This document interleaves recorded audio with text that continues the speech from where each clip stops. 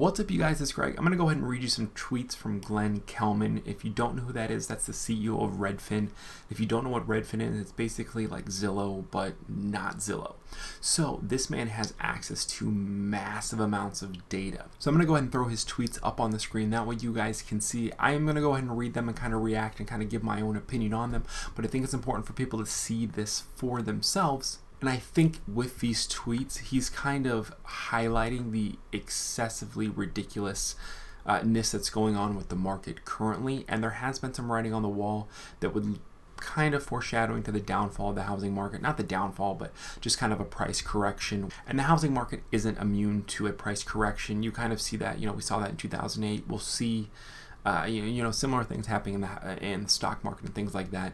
It's kind of like that ebb and flow, and right now we are at all-time highs, and I don't think anyone's going to go ahead and disagree with that statement. But we'll see what he has to go ahead and say, and we'll kind of take it from there. All right, so 1 of 15. It has been hard to convey through anecdotes and data how bizarre the U.S. housing market has become. For example, a Bethsaida, Maryland homeowner working with Redfin included in her written offer a pledge to name her firstborn child after the seller. She lost. I don't have to say how ridiculous that is. And on top of that, she lost. But this is how desperate home buyers are getting. 2 of 15. There are now more realtors than listings. I don't think that's necessarily a surprising statistic. It's fairly easy to become a realtor. It's just some studying and some tests. So it's probably easy to jump in and then jump out of the field. You probably get a bunch of new realtors jumping in, not making any money because they don't have a network or really aren't getting a whole lot of new listings, so they're not getting a lot of sales. So they just go ahead and leave the field. But also the fact that inventory is at an all-time low, that statistic doesn't really surprise me. Number 3, inventory is down 37% year over year, a record low. The typical home sells in 17 days, a record low. Home prices are up a record amount, 24% year over year to a record high. And still homes sell on average for 1.7 higher than the asking price, another record. That is pretty ridiculous that homes are continuing to sell like excessively amount over asking price. I think that that's just a crazy statistic, which again, if you're thinking about it with the data that he's saying, it makes sense that eventually there will be a correction. And I know I keep talking about the correction. I filmed a video on this topic about why you shouldn't buy a house in 2021. I just not have edited it yet, and therefore it hasn't been posted, but it has been edited. So check back the channel if you want to watch that video. 4, but in 2 of America's largest cities, inventory has increased in New York by 28% and San Francisco by 77%. San Francisco hasn't had an inventory increase this large since 2008, and still in both markets, prices are increasing. That kind of makes sense. You look at San Francisco, people can't afford to live there. And in New York, I'm assuming he's talking about the city. In upstate, we haven't really seen that type of that type of inventory, but definitely down towards the city, I could see how people were flocking out. Especially, home prices are high, living quarters are tight. There's not a lot of space there. I can see why people are leaving the city. I wouldn't want to live in the city either, nor would I want to live in San Francisco, just based on home prices. Number 5, in 2020, new construction permits were down 13% in DC, and in New York 40% in LA. 48% in Chicago, 50% in Seattle, 79% in San Francisco. Permits were up 25% in Miami, 56% in Vegas, 96% in Greenville, I'm assuming it means Greenville, South Carolina, 122% in Detroit, and 246% in Knoxville.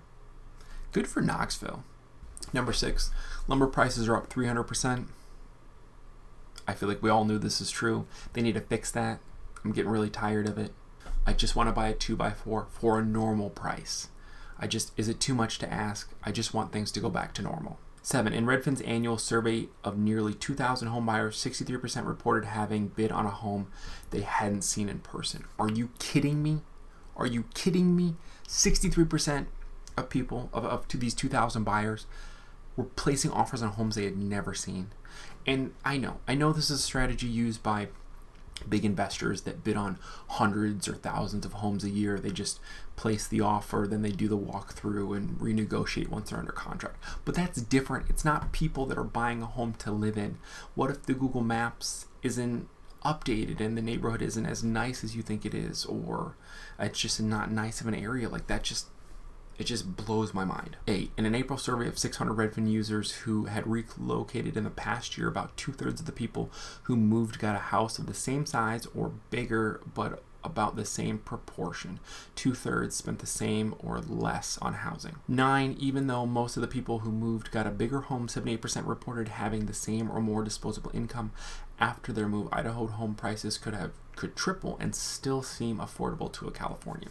That's part of the issue, is that you get these Californians that have their big California incomes and their expensive California houses, so they sell those and then move to these lower cost states, Texas, Idaho, Florida, Vegas, these no income state tax states, or just lower housing prices states, and they're just buying up the market because it's still affordable, because affordability is relative, it's not absolute. But like, to me, $1 million home is not affordable, but that's relative, because a Californian, $1 million home is affordable compared to a home that's 1.5 million. 10.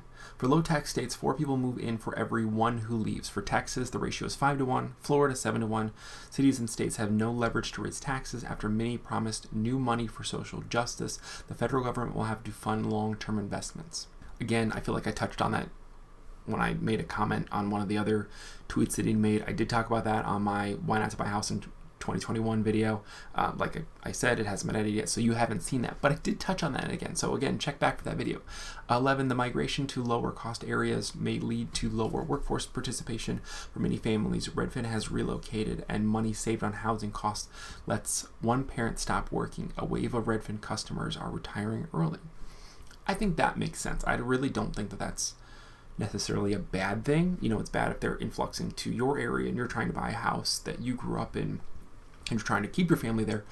But it's good for these families that are influxing out of these high tax and high cost states, because retiring early is really, really nice. 12, lenders are calling employers to confirm that the home buyer will have permission to work remotely when the pandemic ends. Rates are lower for loans on primary residence, and the lender also wants to make sure the borrower actually plans to work after getting the loan. And we were kind of seeing this last year in 2020, making sure that people still had a job and they weren't applying for a loan and then, going to quit the next week or whatever. 13, the average housing budget for out-of-towners moving to Nashville was $720,000, 50% higher than locals' $485,000 budget. It used to be the coastal elites who worried that every adult in the family had to win a career lottery just to afford a home. Now that feeling may spread. Oh, that's a big spread. That's a big spread for Nashville residents. If you're watching this video and you're from Nashville, I am sorry. I feel your pain and I empathize with you. 14, it's not just income that's K-shaped, but mobility. 90% of people earning $100,000 plus per year expect to be able to work virtually, compared to 10% of those earning $40,000 or less per year. The folks who need low-cost housing the most have the least flexibility to move. And last but not least, 15, an investor recently said, with an ancient touch of awe but also greed, that the one source of Americans' miraculous economy recovery was the bounty of the land itself. We have more room to grow than we ever imagined. We just have to make sure that benefits everyone. So through that, I was trying not to share my opinion too much. I didn't really want to sway what you felt like was happening, so that way you could read and process it and come up with your own opinion. I think it's important to provide the facts for people so that way they can come up with their own opinion.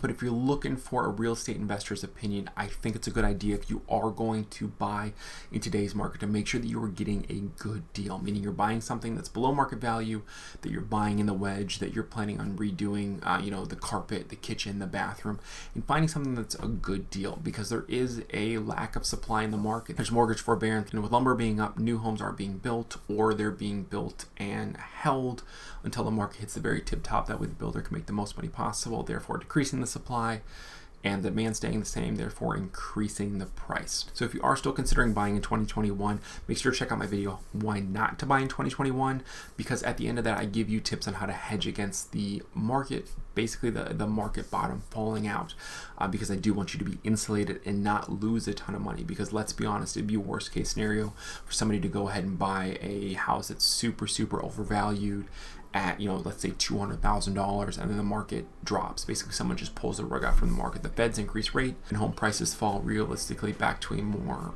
reasonable market value price. Then you're stuck holding this house you pay $200,000 for that's probably only worth $160,000. So I want to make sure that you and your family are insulated from that. But anyways, hopefully this video is helpful. Hopefully you like seeing the tweets and just kind of like this raw news content. and hopefully it was informative, help give you a little bit of insight about what's going on in the U.S. housing market currently. But anyway, please browse the channel and subscribe. I'll catch you next video.